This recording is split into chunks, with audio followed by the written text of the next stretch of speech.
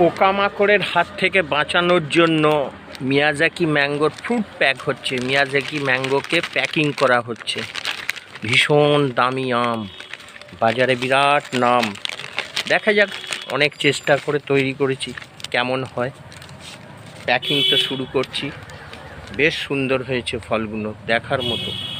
কিন্তু কেউ না চক্ষুদান দিয়ে দেয়। দেখা যাক, অনেক চেষ্টা চালিয়েছি সুন্দর করে তৈরি করে রাখার জন্য।